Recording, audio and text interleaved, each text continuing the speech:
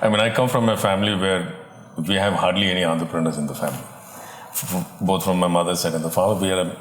My father is from the defense forces, and so a typical middle class family. If you can address the need of the client or the environment, and if you can give the best, I think you have enough and more business, enough and more growth. Money will come as long as you do. If you chase money, it may not come. But if you chase good work, money will follow. So I remember my controller coming one day and talking to me. And the one question that he asked me over lunch was, he said, Mr. Thomas, tell me how much of time you spend on strategy.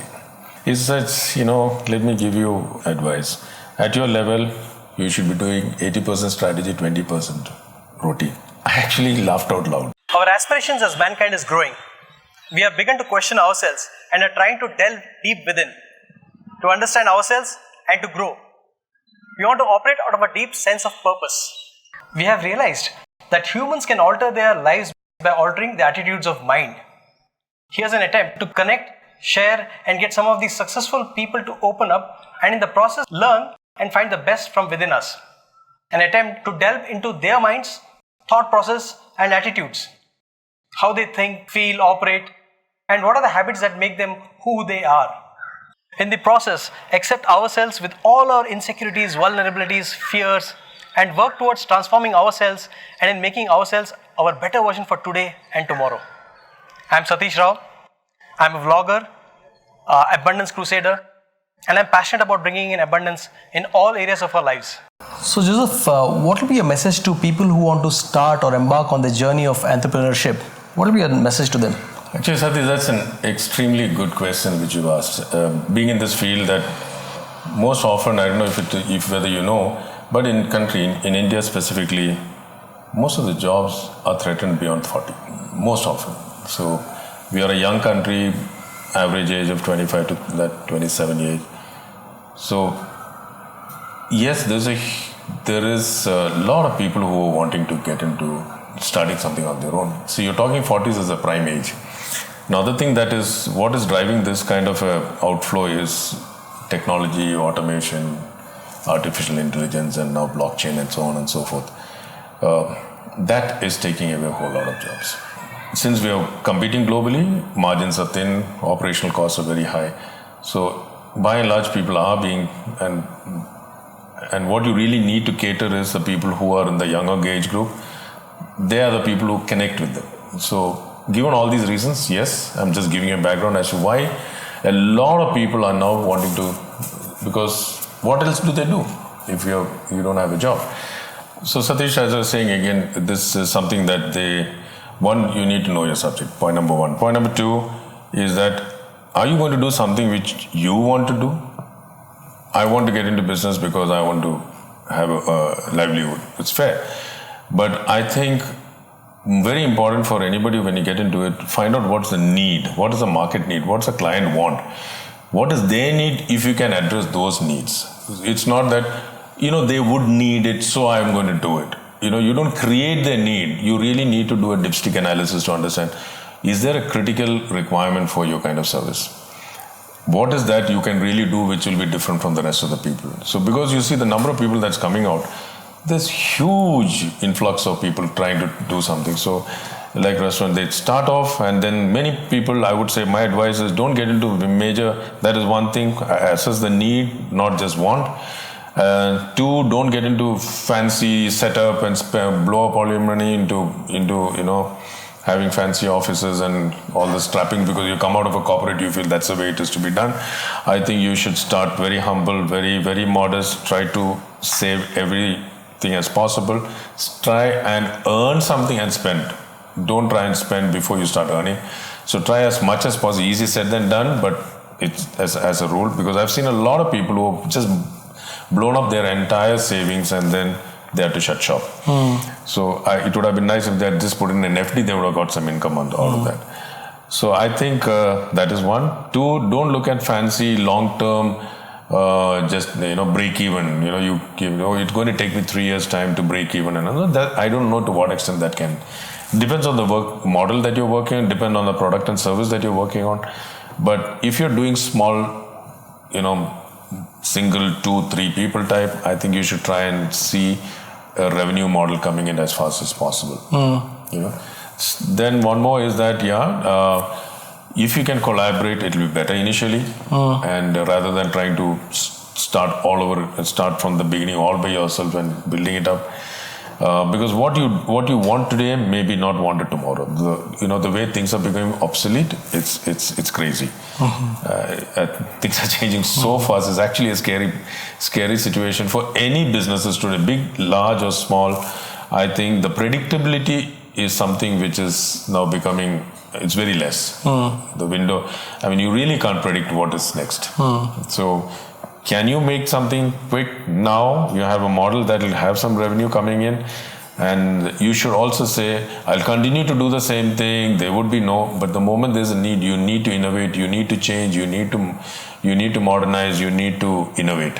If you don't, I think you're in trouble. So, giving example from your own experience of recruitments and all of that, how did you change and evolve as per the requirement of your clients? Good. Again, it's a nice question. Now take the case of recruitment. All the while, what all of us did was vanilla recruitment. There's somebody left. We need to fill it up. Send it to give it a few agencies. They will send some CVs. That's nothing but just filling up. But is data available today? Yeah, it is available all over. I saw the writing on the wall 10 years back, actually, saying that recruitment, anything to do with the middleman is going to be targeted. I mean, technology is going to knock it off. So if you want to look at data today, I think you're over-flooded. All kinds of data is all over the place. That's why big data analytics and things is make sense. So you can't just say what is available all over the place. You can't say I can provide it, and somebody wants to pay you for that. I think that may not be a great model to work on. So what we did is we moved away from just being from a vanilla recruiter. Yeah, maybe this thought process set in much earlier because of the leadership hires we were doing. That was more of a strategic requirement. So we have inculcated the same thing, and we've carved out. We had about 12 verticals, and we have today about 8 because we were doing a lot of work in the telecom sector at one point in time. We were doing a lot of work in the infrastructure. Those have taken a backseat today. So of course those verticals are now practically not chugging. But we got about 8. So in each of these, we are now helping companies on strategic hires, which I don't know, time will not permit right now, but basically it is just not filling up vacancies. It is telling them, what kind of people do you need? Do you really need them? Or do so we kind of advise basis. There's a lot of feedback from the market, we can give it to the client. And there's a lot of industry feedback. Typically, I've seen a lot of companies are working like a frog in the well. They know this is what it is. There's some amount of feedback that comes, which is whether it's to what extent it's true or not, it's not. So our engagements today with the decision makers are high. And those are the hires that we moved into. So today, if you ask me, we are the strategic partners for the cement companies because I know cement through and through. So, the kind of value I bring to the industry of the cement, it's phenomenal. I may not be able to replicate to that extent because I spent 20 years in that field. But yes, in that last 15 years that we've been working, yes, we have experts. In fact, many times you will find HR guys coming to us and asking us, hey, they ask for a feedback. What kind of availability, what is the trend, and so on and so forth. So I think you need to, it has to be that value addition, otherwise it's done. Joseph, these 6 verticals that you have in your HR practice, has the customer feedback or the customer requirement got anything to do with how you evolved into these 6 practices? Yes and no to it. Okay, here again it was the need analysis, which I constantly keep doing. Is that there was a time when everybody prided themselves being a standalone. So if a classic case in point is, at some point, I don't know if you know about, there was a company called Chiragdin Shirts in Bombay. They prided themselves with the only one in Bombay. Anyway, same with, we can talk about MTR or we can talk about so many other companies which believed in. But then they didn't realize that as time went by, until Pantaloons came along and said, so take the case of Arrow. So if somebody had to get married in those days, you had to go to an Arrow shop to buy shirts, you had to go to Raymond to buy your trousers and your suit, then you have to go to Zodiac to go pick up your ties and belt and whatever, and your cufflinks somewhere else. And I mean, it was crazy. You can understand, you're going from place to place. Now, Pantaloons made that accessible to you. Just walk into Pantaloons, you get everything. It became very convenient. And they really, if you see the growth of Pantaloons. So, from there, it told me that, this is what the need is. The clients today are not looking to have a number of partners. It becomes, if they can get all these solutions, credible projects, proven solutions under one roof, there is market. So that's when we started innovating. We brought in partners we roped in some of the best brains in each of these businesses, whether it is business transformation, whether it is executive coaching, whether it is leadership coaching, whether it is compliance, whether it is behavior and language, and the latest which we added is outplacement. Now, what we have done is the model is similar. I'm sorry to associate myself with some names like ENY and KPMG, but they are the big boys, but we are nowhere there. But nevertheless, the practice, the methodology they use is what we use. So we have these practice leaders who run these practices. So they come with those 15, 20, 25 years of experience. They are some of the best proven material in the country. So this is how we created these divisions. Being a standalone, they themselves today they are under the umbrella of another larger organization.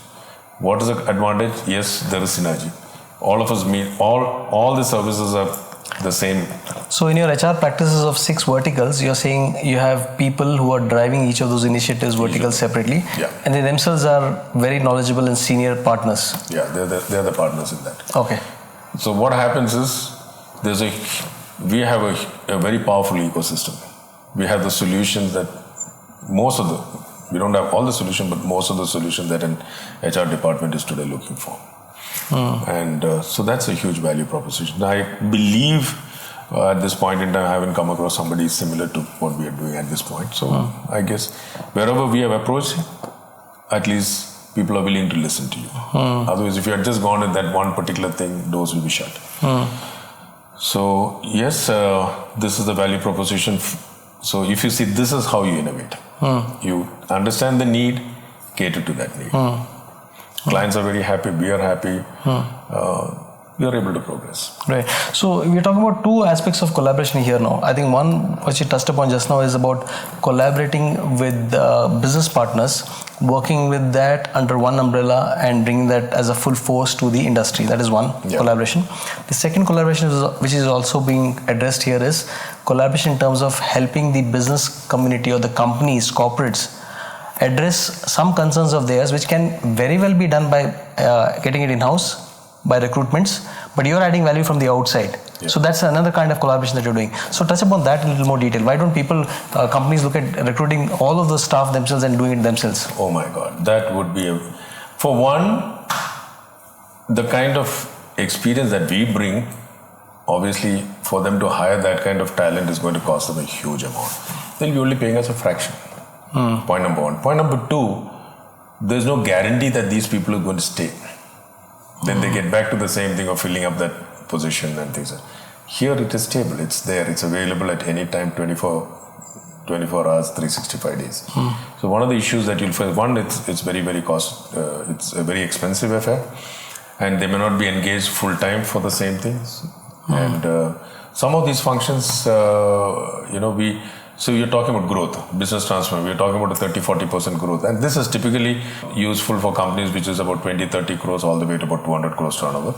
It's more applicable for them. Anything beyond that has different dynamics. So this is more applicable for that range of people for business transformation. So coaching and other things, it can go to all kind of things. So if you look at, do they have that expertise? Can they hire that expertise? The answer would be no. So Joseph, since you're handling so many businesses and over and above that BNI, how do you manage your time and how do you manage all this together? There's a constant question that I come up, people ask me. So I think this I learned while I was in ACC. So, as I said, going back to cement again, it's large operations. So you're kind of bogged down into routine from morning to night. There are a huge number of nuances, as far as cement is concerned. So I remember my controller coming one day and talking to me, and the one question that he asked me over lunch was, he said, Mr. Thomas, tell me how much of time you spend on strategy. I said, I guess as and when required. He said, no, what percentage of your time? I said, as and when required. Otherwise, I do my routine work, which is keeping me on my toes from morning to night. He said, let me give you advice. At your level, you should be doing 80% strategy, 20% routine. I actually laughed out loud because I said he was actually joking. But later on I realized, and as I kept thinking about what he said, and I started doing some amount of research on that, I thought that was one of the best advice I ever received, and which I inculcate today. I believe in complete decentralization, complete delegation. If anything that is routine, I would not put the only routine thing I would do is routine reviews. Beyond that, I would say easily about 70-30, 30% routine, 70% of strategy. So I think if you're getting bogged down, if something that you're doing day in, day out, there's somebody else who can do it like you or even better than you. Find that person to do it, see how you can improve it. So that's the 80-20 principle which I try to follow. Wow. So that brings me to the next question, that how do you attract this kind of talent of partners, partners at that level? How do you attract them to come and work with you and stick with you and be in there for the long term? So I think here there are two types of people. One, we are talking about the partners that we have, these practice leaders. That's a different tribe altogether. And the second lot is the actual employees who are working with you. Now, if you have to take the employees, the moment you give them a sense of ownership, you give them a sense of importance. You treat them not as employees, you treat them as partners in progress, that you value their contribution. So the moment you are on their side, talking their language, being with them, working with them, I think that is something which really, really works. And today's younger generation looks for motivation, recognition. These are two things that they look for. Give it as much as you can.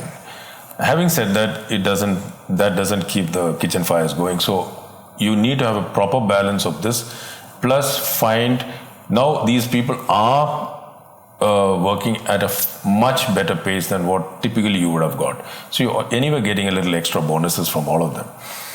So you should be generous. We are generous. Throughout in our organization, right from the beginning, how do you benefit the employee or the people who are working with you more? And when they see the genuine gesture and then they see that they're really going out of the way to do things, I think that's when even if they get lucrative jobs many stay back. Because they say, monetarily, but here again, when you're generous, they're making good money. Typically in all business, you try to keep as much as for yourself, give the minimal to them. And, in a roundabout way, unrealistic targets which can't be achieved, so you don't give those bonuses and things. That may not be such a great, because they'll see through it. You give them targets which is attainable and predictable, and you need to, at the end of the day, what I do is I put myself in their shoes. I go back into the family and say, what do they need? Will I hang around doing what I'm doing if I don't get what I need? So that's as far as the employees. As far as the partners are concerned, the value proposition is that they get the chunk of the revenue. So, and they're plugged in. And they know that is, by and large, a very attractive revenue, which normally may not be in the industry. So one, they know they're getting a great deal. Two, they also get to benefit from the ecosystem, and there is joint share of profits. So which means there's other residual income which is coming from the rest of the people. So that's where everybody now works as strong teams, because their success is good for you. So you want everyone to succeed. So one is pushing each other to succeed, and I think it's by and large, I think it works best. Wow, and you're talking about very aggressive commissions and sharings for them as well. Very, very aggressive. Very nice. So even in our employee, we have these vertical leads who are going to we give them the entire business as a P&L account to them. And so handle this, you take the industry, they've risen, they've grown up, We even go all the way up to 70% of the profit goes to them. So they know, and it is, what is your expense? What's your income? This is a profit, take 70%. So they become more conscious. They will make sure things are happening. So you have teams firing on their own. Otherwise, you would be breaking your head. I can take off on vacations. Yeah. I have done that. There was a time when I took off for 45 days on a world tour.